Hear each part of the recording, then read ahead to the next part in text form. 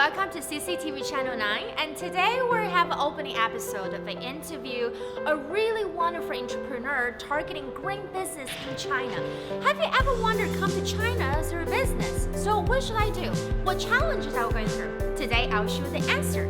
We'll take you to this wonderful place called Sprout Lifestyle and show you what should you target on start a green business in China. Now come with me, we'll find out. Hi, my dear audience. Here we come back and we're sitting with the founder of Sprout Lifestyle and Kimberly Ashton. So thank you so much for accepting this interview. And we're really fascinated about this idea. You opened this wonderful shop in introducing healthness and wellness. So I'm just really curious. And when do you start this idea to really open a shop? Because a lot of people thought about it. It took a lot of guts to make it come true. Yeah. So where did this idea come from? Well, 4 years ago, we had a wellness consulting company. Okay. And we were doing a lot of education events, consulting for corporates, but it was still, and still is very early in China for health and wellness, like in the level that we're doing it. Okay. But so after 2 years of teaching nutrition and classes and cooking and educating people on how to improve their health, people kept asking more and more, like, where do you buy this stuff? Yeah, in Shanghai, where do I buy nuts and seeds and no sugar and no salt and really healthy foods? So we decided to start stocking it. So we had a small shop in the second floor in our office, and then it kind of grew, and then we had an opportunity to take a retail space, so we did. And then now we have 2 retail spaces and a cafe. So you've been here for 11 years, and the question is, what drive you to come to Shanghai? Yeah, in the first place. Yes, exactly. I studied in Hangzhou. Okay. As an exchange student, so I was doing College? Cultural studies, business and international studies.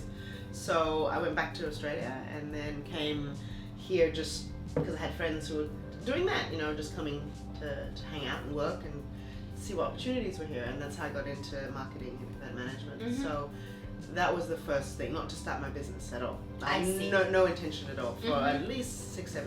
Okay. But I think myself and a lot of my friends around me were all either in big companies starting their own business or coming and starting their own business. So I always knew that one day I would do something. I just didn't know what it was. I didn't have an idea yet. Yeah. In this process, I'm sure we have going through a lot of challenges. Would you let us know, basically, if you want to build up something, and what steps you want to take, and what challenge you might going through? Yeah. In this specific industry now, in China at this point in time, the challenge myself and a lot of other brands, whether it's healthy food or juice or yogurt or beauty products that are chemical free, the challenge we all face, a lot of my fellow entrepreneurs and brand business owners, is that we're trying to sell a product to the Chinese consumer that they don't know they need yet. Okay. So Chinese people don't know, they think they need to eat healthy, but they don't actually know how or what to buy the ingredients or how to cook them. Sure. So I'm trying to sell them brown rice or healthy living or lifestyle. It's a whole perception. But a lot of people are like, no, I'm fine eating unhealthy food and not exercising. Like, they don't want that Which yet. they consider Chinese for the relatively healthier compared with Western. We eat less diet, we eat a lot of, less cheese, less oil. Yeah. And so how to really influence Chinese to believe that what you did is much healthier than what we eat now? The thing now is that the Chinese consumers are all eating more and more Western food. And more food that is processed and junk food and fast food that their bodies never ate even 1 generation ago.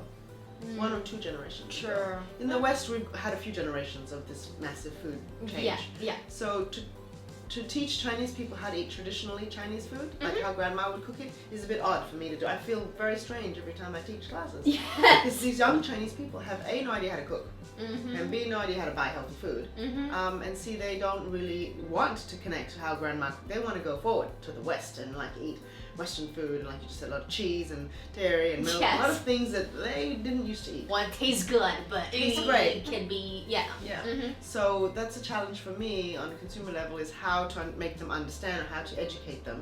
It's not even re-educating, it's educating, because there's no base. We're coming from zero on how to cook and how to eat, and healthy food, has a stigma, even in the West, that it doesn't taste good.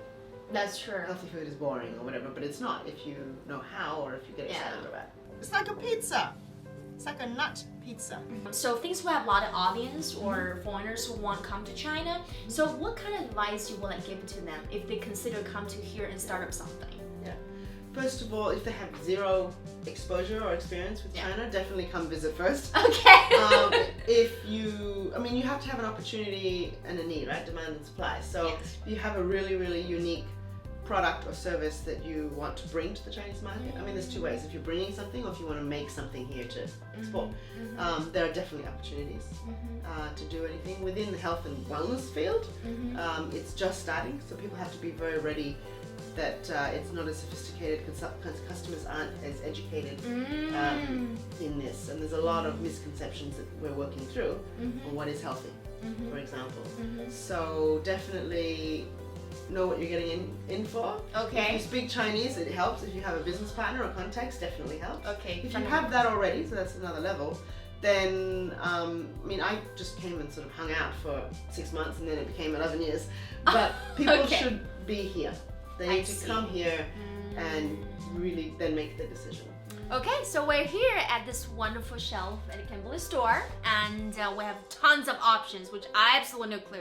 And yesterday, Kimberly introduces cashews to make white cream, made a scent. It was really cute. So I'm gonna let her to go ahead and introduce a couple really good items for us. So in the future, we can take this as a reference and we could make really healthy food. Here you go, Kimberly. Okay, so a few years ago, up to 2 years ago in Shanghai, it was very hard to buy plain nuts and seeds. So they were all covered with sugar or MSG or flavorings because people want you to buy them as snacks and eat more and more of them. So we were the first to introduce natural, all raw nuts and seeds. So we've got cashews here, which we do a lot of cashew milks and desserts, hazelnuts, almonds, walnuts, and then these are really good mixed nuts. So we've pre-packed 3 different blends of nuts and seeds and dried fruit, superfoods like goji berries, pumpkin seeds, and we teach people how to not only cook these or prepare them, but have healthy snacks and healthy habits. And one thing I know about her is she's my friend. She always go to the market and pick the most organic, reasonable price food. So all those things here are really good. So if you're interested in coming to the store and check it out. Thank you.